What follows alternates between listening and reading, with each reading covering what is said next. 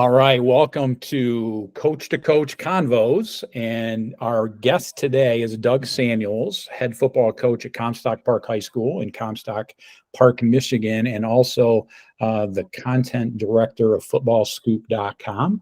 We're glad to have Doug here with us today. And Doug, can you just start off and give us a little background in your playing and coaching background and also with Football Scoop? Yeah. I appreciate you having me on, first of all, Scott. Grew up in Shelby, Michigan. We did not have a strong football program. Loved my experience playing football. My dad's a former high school assistant. So I went to play college football with the end goal of being a high school football coach or a college football coach. Played 4 years at Defiance College in Ohio, D3 school in Ohio. Started off on staff even before I graduated in the spring. Joined the staff and helped out as much as I could. Got an intern job at North Park University in Chicago, making $1,000 a month as an intern living in Chicago, where a studio apartment is $990 a month at the time. So that was an interesting journey. Did that for a year and coached tackles and tight ends under Scott Pethtel there. That was a great experience. And then for a big fellow like me, I got the opportunity to coach quarterbacks and receivers at Rockford University. And that was a triple option team. So I opened my eyes to a whole new offensive scheme.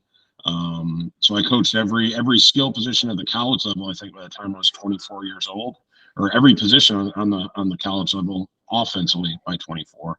And then, after that college experience, I wanted to get back to West Michigan. I coached at Holton High School for a year. Might have had the worst offense in the state of Michigan. We never scored in the first half of games, never scored a touchdown at home. So it was an interesting first year as a coordinator for me.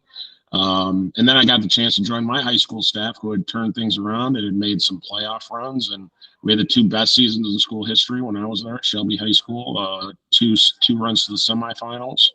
And then from there, I met my wife, moved to Grand Rapids, coached at Forest Hills Northern for 2 years with Ryan Ashnot, followed him to West Ottawa, where we turned around that program, 2-7 the first year. And then I think 11 wins in our second year, best season in school history. And I got a chance to return to my West Michigan roots as the head coach at Ravenna High School for 2 years. And then the opportunity came at Comstock Park, where, family could come out and be at practice, and I could have my kids around a little bit more.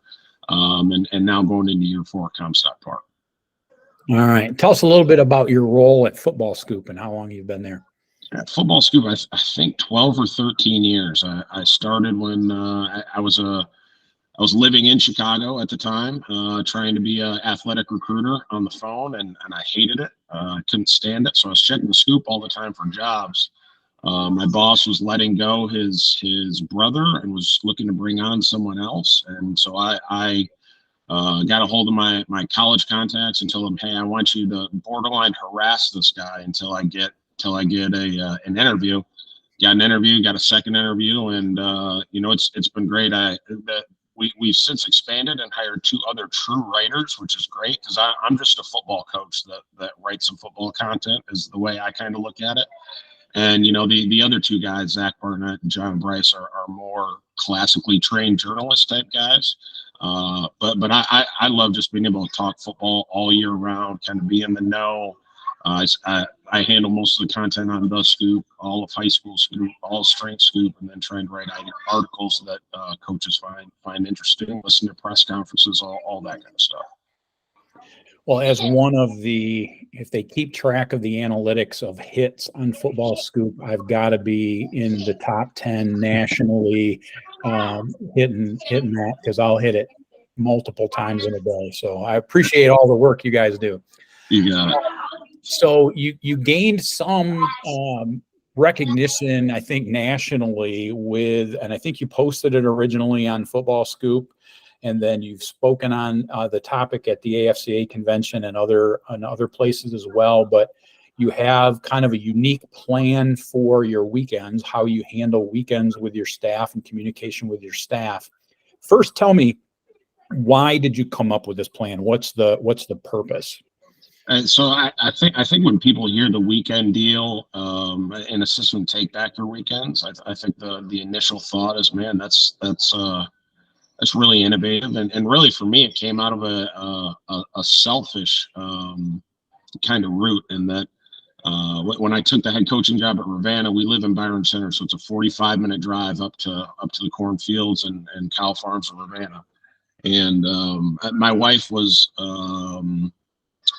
7 months pregnant, 6 months pregnant at the time. So I knew that if I was going to drive up to Ravenna 6 or 7 days a week, and leave her at home with a newborn, that I was going to get kicked to the curb pretty quick. It would not have worked out. She'd find someone a lot smarter and a lot more better looking than I am. So, it was born out of a selfish nature. We had to find a way to game plan remotely a little bit, and thank goodness for Google Docs and Google Sheets and things like that. And so we kind of tweaked it over the first 2 years. And then when I took over at Comstock Park, I think we got 2 sessions in the weight room with the kids before the pandemic hit and really shut things down. And by that time, we had already kind of been through, at least at my previous stops, I had been through the remote game planning process. And so we got an opportunity to really put it into action. I shared it with a bunch of coaches on Football Scoop just before the pandemic hit. And then when the pandemic hit, it was just kind of perfect timing. And to this day, I'm getting probably 4 or 5 requests for the permission to edit the Google Doc to this day. So it's been very, very popular in the coaching community. Well, I know. I mean, I'm a non-techie coach from Git. I mean, I still wrote my scripts out by hand and made my play cards with Sharpie and Manila folders, and we implemented it right at the beginning of the pandemic after I'd seen your talk. So, kind of walk us through. Tell us what the plan is, and how you take your weekend back. Yeah, I think coaching, for whatever reason, we get stuck in our ways. We become how we stick to comfort in a way that we were brought up a certain way to do it. So I'm sure you were brought up drawing on manila folders and doing it that way, right? So we become creatures of habit. But the coaching is the only profession where we would not accept that this is the way we've always been doing it, and yet we still we still do that to a certain degree. So learning from a lot of people in the business world, Jeff Bezos, Elon Musk are on the cutting edge of that. Jeff Bezos has a 2 pizza rule where every meeting should be small enough that attendees can be fed with 2 large pizzas. If it's bigger than that, now if you got your online coach, he might take 1 large pizza himself, right? Coaching community is a little bit different than the business world. But that's the 2 pizza rule. And when I heard that, I was like, that makes a lot of sense. But really, when you think to your meetings and you think to your meetings that you have on the weekend, how much of that time could you trim the fat where you're talking about your fantasy football team or who the Lions are playing next week or the next day? There's so much fat that can be trimmed from that. There's some good camaraderie that happens in those conversations, but I think there's a lot of fat that can be trimmed there too. So your meetings typically fit into one of 5 categories. It's an info sharing meeting. You're sharing about yourself, you're making promises, you're having debates or decisions, which I think is a lot of game planning, right? Or there's requests. Those are the 5 types of meetings that there typically are. Effective meetings are largely filled with promises, requests, and to a lesser degree, some info sharing, right? Info sharing, you can shoot out an email or a text or use Slack. We use Slack as a staff to message. But what we do on the weekends is every coach has kind of a column that we've broken down. So as you sit down with your staff, this is what you decide to do. You take those conversations that happen on Saturday or Sunday, and you just designate it to each coach. So my O-line coach, is the 1 and the 3 technique. Are they lining up to the running back side or the Y side or the field? What's their tendencies? And you're just giving them a column in a Google sheet to kind of fill out. So everyone does it. That top half of our sheet, the way that we have it set up, I want to get a feel for how my coaches think, right? So when we watch a whole game film, I want my coaches to rank their defense in a number of categories: their team speed, their effort, their discipline, their conditioning, all those type of things. You give a 1 to 5 scale. Every coach weighs in and then they kind of get an average. So we can look back and we can see which defense was ranked, which we thought was ranked the highest going in. And then, from there, each coach has, what are 3 to 5 advantages we have it as an offense against this team. And then they'll have individual questions. The receivers guy, how are they rerouting number 2? Corner, which corner is going to be susceptible to double moves? Which safety is more of a run fitter as opposed to a pass guy? So you're just one area I've had to grow is delegating stuff, and I found this is a really helpful way to make sure that everyone has a voice, and then collectively we can use those voices to come up with our game plan. Well, it creates a format for those kinds of conversations, right? And it provides a format or a structure to delegate, right? Because like you say, it's really easy for the coordinator or the head coach to, just take over that whole process, and this puts that kind of responsibility on everybody, right? It's great. What kind of adjustments have you made to the system over the course of time? So at Ravenna, I didn't have any guiding principles like the O-line. You're looking at this. They watched film. They each had a column, and it was just kind of a free form. Hey, what do you think about the opponent? So I got stuff about the D-line from the quarterbacks guy. I've got it was just kind of all over the place. And when I saw Nick Saban had one for his defensive guys. So I took that defensive one and kind of made it more high schoolish and adapted it for us at the offensive level. And now it's very, very focused. Like my receivers guys only watching these 10 to 12 things. That's all he cares about. And then I can take that information from collectively all those guys. So it's become a lot more detailed and focused over the years. I mean, we still have a tab where guys can kind of leave notes outside of that focus. But I found I want to develop head coaches and coordinators, and I think this is another great way to do that. Sure. Now, is your staff 2 platoon essentially? Yes, yeah. So we don't have a JV and a varsity staff. I have a JV head coach, but I have an offensive staff and a defensive staff. So when the varsity's up, and the offensive staff's working with the varsity, the JV's down working with the JV. So different coordinators, but largely the same throughout. And does your defensive staff operate in the same way? We hadn't until this past year. We sat down this past off season throughout the winter, and we hashed out, hey, what kind of conversations are you guys having on the weekends? My D-line guy, what stuff you're looking for? And it's a little tougher defensively because in our league, we're going to see, some unbalanced single wing. We're going to see the Delaware wing T. We're going to see, spread. We're going to see we're going to see everything on our schedule. So that form is going to evolve a little bit based on the opponent and their offensive scheme, but largely we've got kind of a base sheet that we have in mind. But I think the best way to do that individually is to sit down with your staff and just put down on paper those thought processes that you're having as you're watching the opposing offense.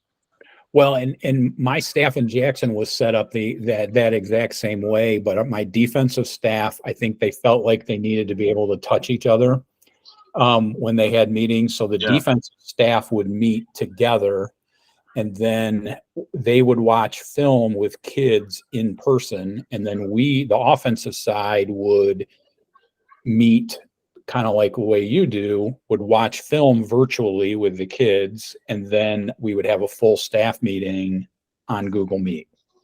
Does that make sense? So kind of a hybrid. Yeah, you got to find a way that works for you. The thing about the Google Meet and Zoom, right, is the only thing you're really taking away is the commute. You're still meeting together. You still have to get away from your family and carve time out. But if that's what works for you guys, that's what works for you. I've heard a lot of other people kind of take that same take, because the thing, you are missing some things when you go this way. You're missing that camaraderie, the way coaches joke and poke fun at each other, right? So you have to have a way to build that connection outside of this, because that's one of the drawbacks. Right. No, for sure. And my staff never had trouble carving out those sorts of opportunities in other forms or fashion. So it was fine not to be together on Sunday. Last question: what advice would you have to someone who wanted to get this sort of a weekend system put together? I think number one, you have to know your guys. So we went through a bunch of offensive turnover on the staff this year. So I've got 2 guys that coached at the youth level previously that are now varsity coaches, and they've got kids that are coming up through the program. But I have a different level of trust with my last staff than these guys that I feel like I need to do a better job of developing. So we'll probably meet for the first week or 2 until they feel like they've got a good handle on kind of what we expect. And I've already planted the seed with my wife. Like when I brought those guys on board, like, hey, we might have to meet on a couple Sundays, and if I got to bring the boys in with me, I've got 2 kids, 6 and 4. Mm-hmm. If they got to come with me, then that's fine, to give you some alone time. They can run around the school. But you got to know your staff. I lost 2 guys on staff that were previous coordinators and replaced them with 2 youth coaches that I think are going to grow into their roles. But I've got to do I can't just turn them loose and expect them to have the same level of comprehension and knowing what we expect that the 2 previous guys did. So just know your staff and adjust this as necessary to fill those conversations that you would normally have in person on Saturday, and have a plan in place to build that camaraderie. We've met at a coach's lake house. I have guys over at the pool. We do staff mini golf. I want to do an escape room with the guys and their wives, like that kind of stuff. You have to find, be intentional with your connection points, I think, if this is the route you decide to go. For sure. Well, thanks, Doug. I appreciate your time. You're in at the very end of your first week of official practice, so I appreciate you carving out a few minutes for us. And good luck the rest of your season. Thanks, Scott. Appreciate what you're doing, man.